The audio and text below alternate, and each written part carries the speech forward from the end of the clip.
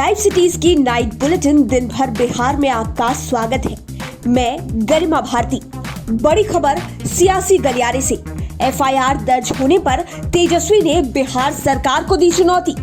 कहा कर लीजिए गिरफ्तार। नीतीश कुमार पर खूब गरजे श्याम रजक।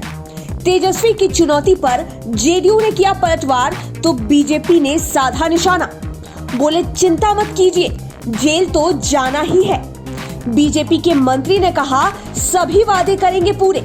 आगे बताएंगे कहां हुआ जेडीयू नेता की हत्या के बाद बवाल। कहां पकड़े गए दो धंधेबाज और कोहरे ने विमानों के उड़ान पर लगाया ब्रेक। अब खबरें विस्तार से। किसान बिल के खिलाफ बिना अनुमति गांधी मैदान के अंदर घुसकर भीड़ को संबोधित करने और कोविड नियम तोड़ने के आरोप में नेता प्रतिपक्ष तेजस्वी यादव के खिलाफ नामजद एफआईआर दर्ज कराई गई है। एफआईआर दर्ज होने पर तेजस्वी यादव ने सरकार को चुनौती दी है। तेजस्वी ने कहा कि डरपोक और बंधक मुख्यमंत्री की अगुवाई में चल रही बिहार की कायर और निकम्मी सरकार ने किसानों के पक्ष में आवाज उठाने के जुर्म में हम पर एफआईआर दर्ज की है। दम है तो गिरफ्तार करके दिखाए। अगर नहीं किया तो कुछ दिन इंतजार के बाद स्वयं गिरफ्तारी दूंगा।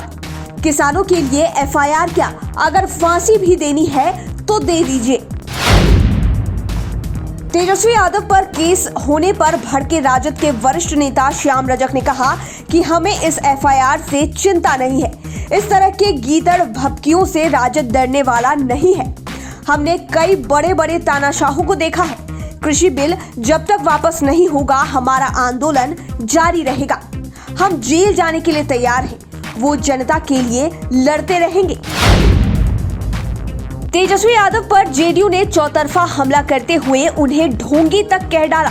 संजय सिंह ने सवालिया लहजे में कहा कि तेजस्वी यादव के धरने में कितने किसान आए थे और जहां तक गिरफ्तारी की बात है तो पहले सीबीआई के पास जाकर अपनी गिरफ्तारी दे जहां आपका केस चल रहा है। कम से कम बिहार की जनता जानेगी कि आपने इतने कम उम्र में बगैर किसी व्यवसाय के इतनी संपत्ति कहां से अर्जित की। वहीं उन्होंने जगदानंद सिंह को लेकर तंज कसते हुए कहा कि इतने वरिष्ठ नेता को नीचे बैठाए हुए हैं और खुद ऊपर बैठे हुए हैं। उधर बीजेपी ने भी तेजस्वी यादव पर निशाना साधा है। बीजेपी के नवल किशोर यादव ने कहा कि तेजस्वी को चिंता करने की जरूरत नहीं है। उनको जेल आना जाना लिखा हुआ है।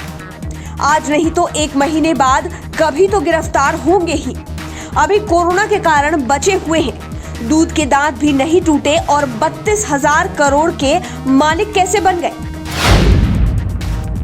नीतीश कुमार का विरोध कर 2019 में एनडीए को छोड़ने वाले उपेंद्र कुशवाहा के एक बार फिर जेडीयू में जाने की अटकलें तेज है।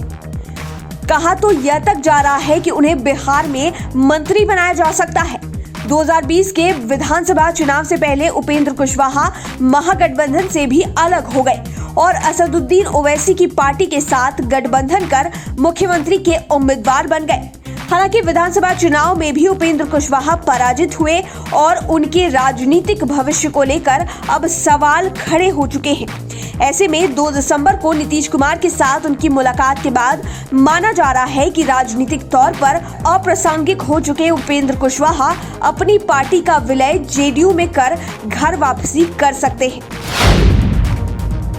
बिहार के श्रम संसाधन खान एवं पर्यटन मंत्री जीवेश कुमार मिश्रा ने कहा है कि पलायन रोकने, आत्मनिर्भर और विकसित बिहार बनाने को लेकर सरकार संकल्पित है और इस दिशा में काम चल रहा है।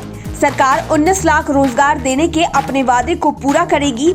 इसके लिए रोड मैप तैयार किया जा रहा है। सरकारी विभागों में रिक्त पदों का आकलन किया जा रहा है, उनको भी भरा जाएगा।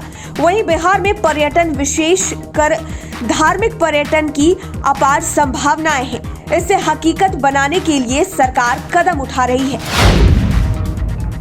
उधर केंद्र सरकार पर पप्पू यादव ने जबरदस्त हमला बोला है। उन्होंने कहा कि मोदी सरकार किसानों के प्रति उदासीन है। नरेंद्र मोदी किसानों को सिर्फ वोट बैंक के रूप में इस्तेमाल करते हैं। अभी जब किसान परेशान हैं तो वो कुछ नहीं बोल रहे हैं।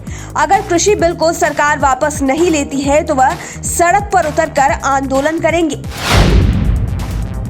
मोतिहारी में एसटीएफ को बड़ी कामयाबी मिली है। छापेमारी के दौरान जाली नोट के नाम पर ठगने वाले 2 अपराधियों को धर दबोचा है।